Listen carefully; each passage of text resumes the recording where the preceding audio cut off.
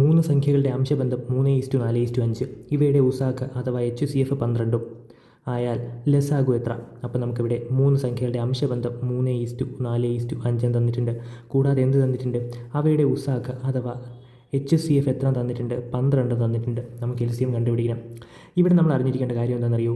നമുക്കൊരു അംശബന്ധവും അവയുടെ HCF തന്നതിന് ശേഷം നമുക്ക് അവയുടെ സംഖ്യകൾ കണ്ടുപിടിക്കാൻ എന്ത് ചെയ്താൽ മതി?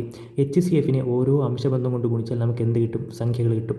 ഓക്കെ അല്ലേ? അപ്പോൾ സംഖ്യയെ A എന്നും B എന്നും C എന്നും എടുത്താൽ A കണ്ടുപിടിക്കാൻ എന്ത് ചെയ്താൽ മതി? HCF എത്രയാണോ അതിനെ ആദ്യത്തെ അംശബന്ധം കൊണ്ട് ഗുണിക്കുക. 12 × 3 എത്രയാണ്? 36. B കണ്ടുപിടിക്കാൻ 12നെ 4 കൊണ്ട് ഗുണിക്കുക, 48. C കണ്ടുപിടിക്കാൻ 12നെ 5 കൊണ്ട് ഗുണിക്കുക, എത്രയാണ്? 60. നമുക്ക് സംഖ്യകൾ കിട്ടി. 36, 48, 60. സംഖ്യ ഉണ്ടെങ്കിൽ LCM കണ്ടുപിടിക്കാൻ എന്തെങ്കിലും പാടുണ്ടോ? ഒരു പാടുമില്ല. ചെയ്യാം. 36, 48, 60. നമുക്ക് ചെയ്യാമല്ലോ 2 കൊണ്ട്. 36ൻ്റെ പകുതി 18, 48ൻ്റെ പകുതി 24, 60ൻ്റെ പകുതി 30.